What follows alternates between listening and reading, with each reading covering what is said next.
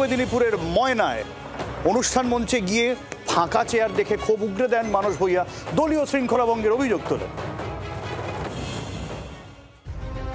শীর্ষ নেতৃত্বের নির্দেশে রাজ্যের বিভিন্ন প্রান্তে চলছে তৃণমূল কংগ্রেসের বিজয়া সম্মেলনী।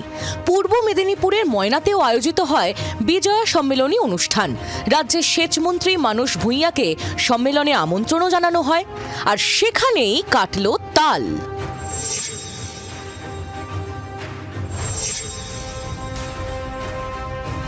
নির্ধারিত সময়ে মন্ত্রী পৌঁছে দেখেন সভা শেষ, পড়ে আছে ফাঁকা চেয়ার।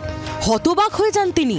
এরপর পাঁশকুড়ায় দলীয় সভায় অংশ নিয়ে প্রকাশ্যে মঞ্চ থেকেই ক্ষোভ উগরে দেন।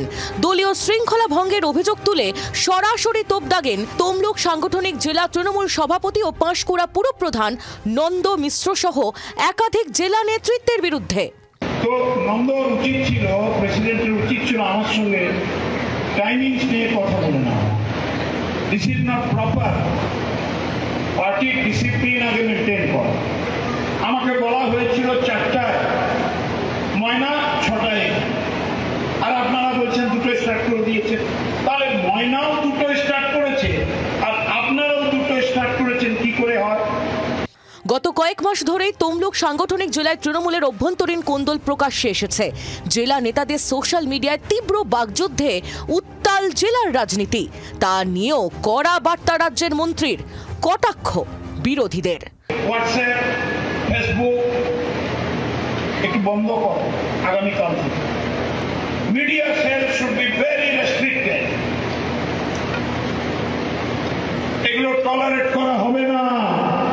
দলটাকে গুরুত্ব দিয়ে ব্যক্তিকে দূরে সরিয়ে মমতা এবং অভিষেকের ছবি নিয়ে রাস্তায় হাঁটো, এটাই নির্দেশ।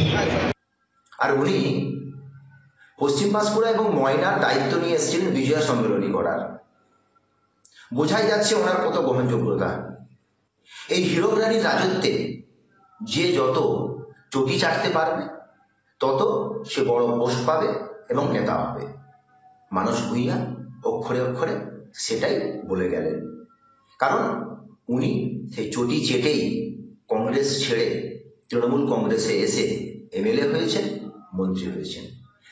তৃণমূলের অন্দরের নেতৃত্বের মধ্যে এই গোষ্ঠী কোন্দল মানস ভূঁইয়ার করা হুঁশিয়ারির পর আদৌ বন্ধ হয় কিনা এখন সেটাই দেখার। কিরণ মান্নার রিপোর্ট, জি 24 ঘন্টা। বাংলার আওয়াজ, বাঙালির আবেগ, জি 24 ঘন্টা।